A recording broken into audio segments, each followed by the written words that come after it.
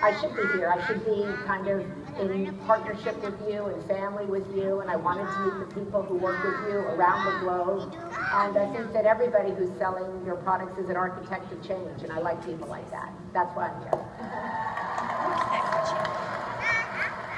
That's great. You have been so passionate about this idea of architect of change and the mission. Tell us more about what does it mean, who can be it, and well, I think I came up with that word when I was First Lady of California, and people would come up to me all the time and say, you know, you should do this, and you should do that, and you should fix this, and I would say, well, you can do that too, and they would say, no, I can't do that, I'm just a mom, and I go, first of all, drop the just, you know, drop the just.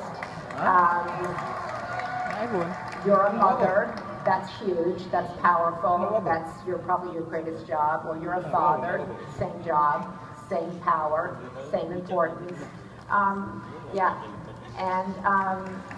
But I thought that really an architect of change to me is a person who sees a problem and doesn't wait for a first lady or a governor or a boss to fix the problem. They step in and say, let me tackle that, let me make that change. And it can be small or big. It can start, and it always does, I think, in your own home and moves out from there. So while I was First Lady, I really tried to empower people throughout the state to become architects of change in their own life. That meant raising good children, putting healthy food on the table, making decisions that worked for your family, that taking jobs that allow you to parent and also provide.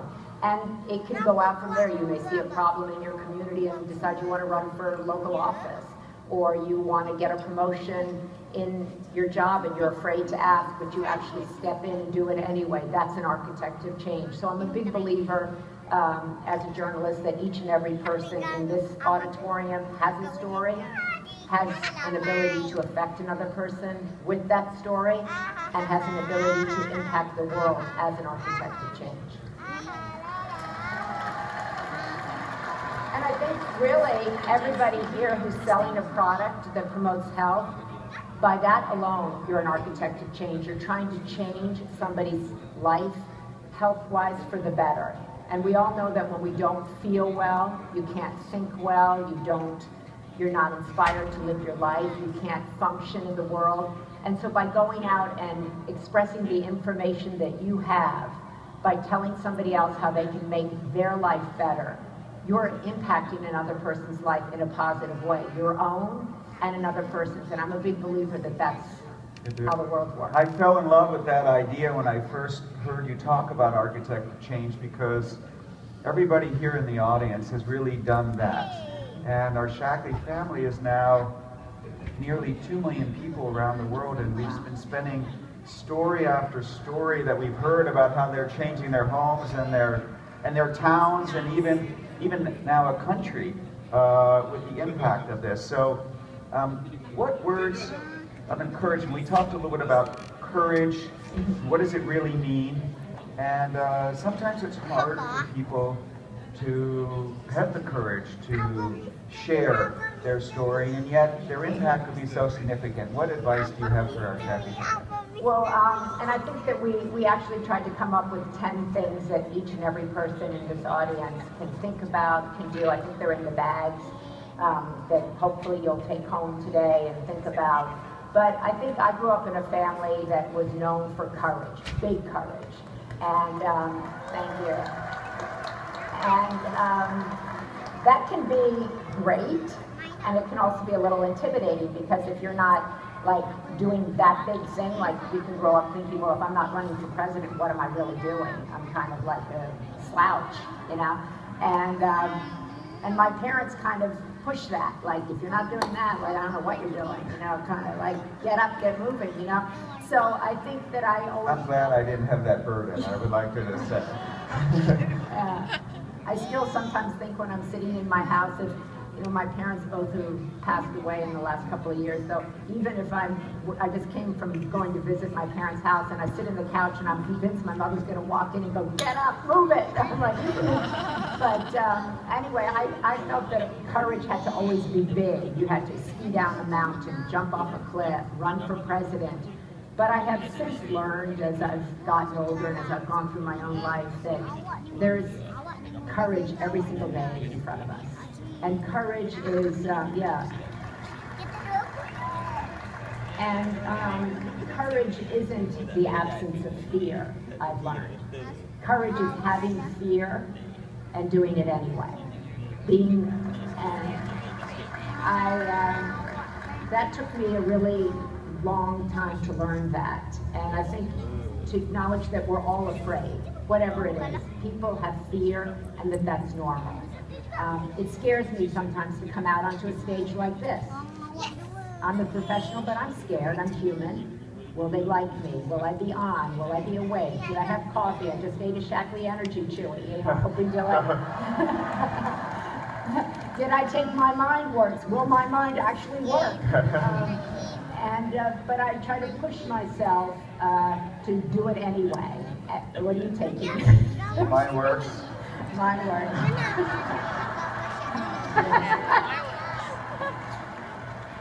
But I think that, I'm sure a lot of people here were afraid. What's he doing? Would you like some work?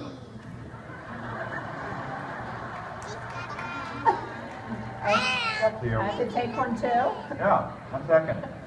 Anyway, I've since learned that, all of us are afraid and that's okay. Probably a lot of people here were afraid to come to this. Maybe they were afraid to actually be, get involved in Shackley, knock on the door.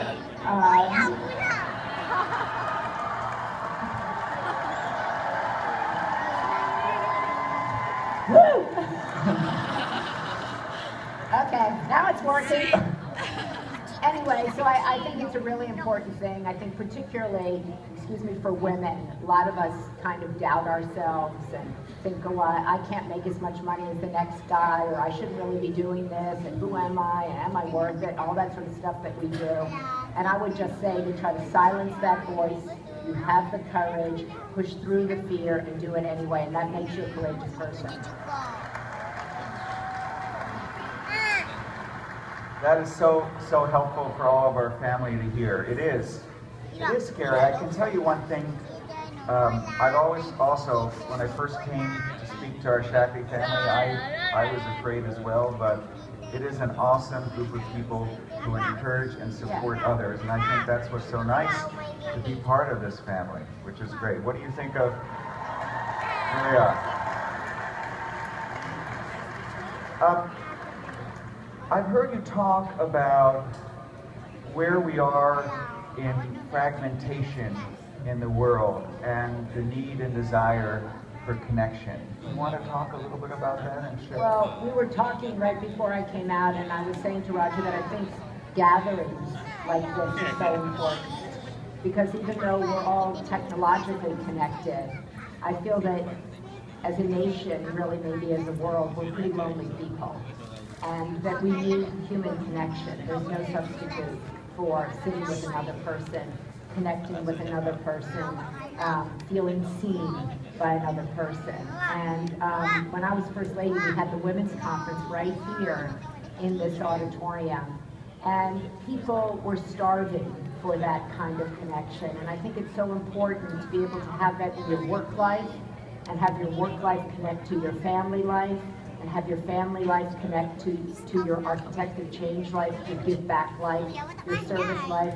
And that gives you not a balanced life, but I think an integrated life, a harmonious life. And when I talk to other women and people, I don't talk about having a balanced life, because I think that always makes you feel like you're somewhat out of balance and you're trying to make it all work. But I think the goal for each and every one of us is to live an integrated life, a life of connection, a life of purpose, and a life of meaning, where we can come home at the end of the day and feel inspired, and where the people we work with know our family life and our children. Like you said, you bring your children to this, and Sloan, and your family is the Shackley family. It's not like you have your family over here and Shackley over there. It's connected, and I think that's really a powerful thing. I've learned so much from watching generations of family in Shackley. We have a couple here, and their family has 5 generations that have been involved. And you can see what family means and integrate it. And I think that's the greatest gift I've learned from this is how do you not separate out being at home, family, work, significance, health. It's all connected. And it's important because the, quote, American family, the global family, has changed dramatically in the last 30 or 40 years. Both parents are working, and that's another thing that I think is so great about this. It allows you to build a work life around your family life. You're not having to go and remove yourself and so that there's no one home when your child comes home, or that you can't make your work life fit into your family life. That's the challenge for all of us.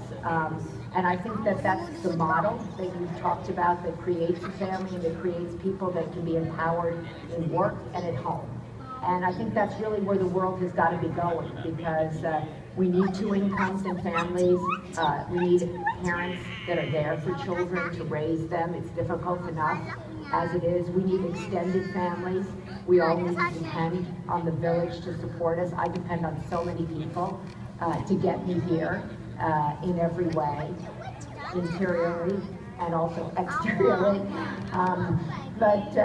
You know, and I think it's important to acknowledge that it takes a village, it takes a family, professionally and personally. To do that, that's true.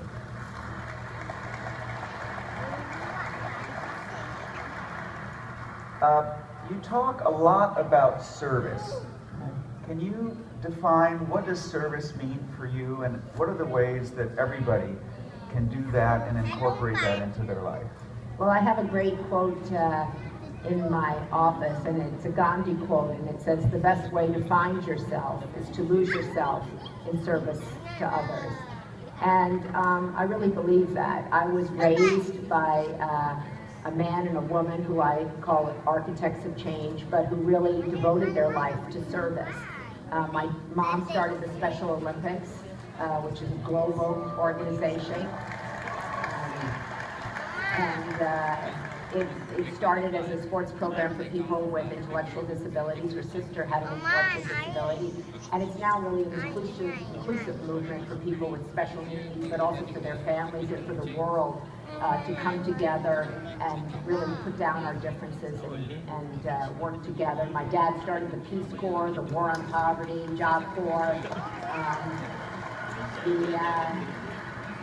He also ran for political office, but what I learned from both of them is that you can change the world, and you can do it by not running and by not being in elected office, but by giving of yourself, having an idea, and actually following through with that idea. So, you know, when you're raised by two people like that who demand that from you, it's pretty hard not to do something.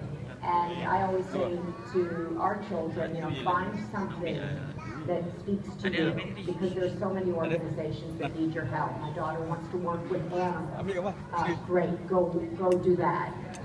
My other son helps with Alzheimer's. My other son is in a leadership camp who works with inner city kids. My other daughter finds a way to help people with design and art therapy. So I think that there's so many organizations and that you can do as a family that need our help. And I'm not just financial help, but your actual ideas, your creativity. When I was speaking here, I talked about all my work in Alzheimer's. My dad died of Alzheimer's a couple of years ago, and I said, if you could play the piano, go to an Alzheimer's home and play the piano, because people with Alzheimer's often remember the words of songs, but they don't remember their own child. My dad would remember prayers. He would go to Mass every day, and he could say the Hail Mary and the Our Father, but he had no idea who I was. So I think if you can walk with somebody who has Alzheimer's, connect with somebody, spell a person whose husband or wife might be in the armed services, there's so many ways. And I know you have a program, Shackley Cares, and you have goals with that. So there's so much, I think, that every substantial company can do and every family can do.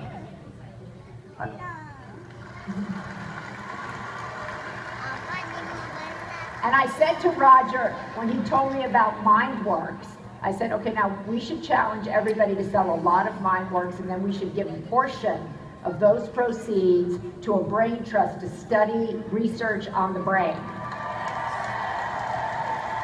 Yeah. I said, Shackley might be able to solve the Alzheimer's problem, wipe it out, and then we can all go to the beach. Well, I have a history